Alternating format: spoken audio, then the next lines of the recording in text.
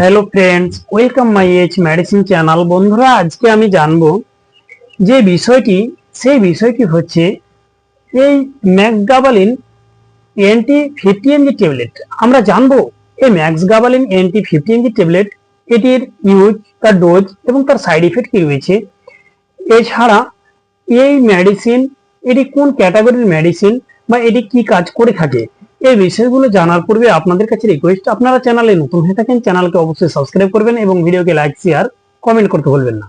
তাই আসুন আমরা সর্বপ্রথমে জানবো মেডিসিনটি মূলত কি কাজ করে থাকে। এটি কাজ করে থাকে নিউরোপ্যাথিক পেন। আসুন এবার আমরা জানবো এই মেডিসিনের মধ্যে কি কি কন্টেন্ট রয়েছে। এর মধ্যে যে দুটি কন্টেন্ট রয়েছে, একটি হচ্ছে প্যারাগাবালিন, সেটি হচ্ছে 75 mg, আরেকটি হচ্ছে নটডিফাইলিন, সেটি হচ্ছে 10 mg। এই দুটো নিয়ে গঠিত হয়েছে এই ম্যাক্সগাবালিন এনটি 50 mg ট্যাবলেট। আসুন এবার আমরা জানবো এই মেডিসিন ডাক্তারবাবুরা ইউজ করে থাকে, এটিকে বেশ কিছু ডিজিজের ক্ষেত্রে ইউজ করে থাকে বা পেশেন্টকে প্রেসক্রাইব করে থাকে বা নেওয়ার নির্দেশ দিয়ে থাকে।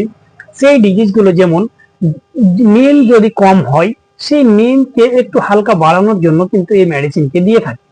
এছাড়া ডায়াবেটিসের পেশেন্টকে দিয়ে থাকে নিউরোপেন, অর্থাৎ নার্ভের মধ্যে যে ব্যথা, তাদেরকে কিন্তু দিয়ে থাকে।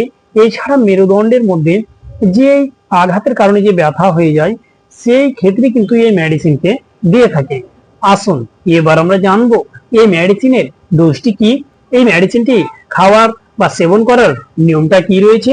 এই মেডিসিন ডাক্তারবাবুরা পেশেন্টের উপর ডিপেন্ড করে তার মেডিসিনের ডোজ নির্ণয় করে দেয়।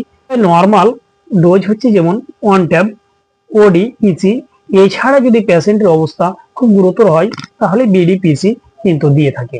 আসুন এবার আমরা জানবো এই মেডিসিন খাওয়ার পরে কি কি ক্ষতি বা পার্শ্ববর্তী ক্রিয়া দেখা দিতে পারে। এই মেডিসিন খাওয়ার পরে বেশ কিছু পার্শ্ববর্তী ক্রিয়া বা ক্ষতি দেখা দিতে পারে।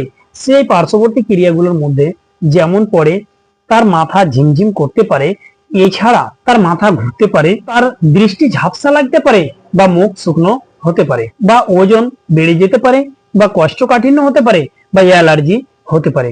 তাই আপনাদের কাছে রিকোয়েস্ট, আপনারা যখনই কোনো মেডিসিন ইউজ করবেন ডাক্তারের পরামর্শ নেবেন, তারপরেই ব্যবহার করবেন। ভালো থাকুন, সুস্থ থাকুন, আসি পরে ভিডিও আবার দেখা।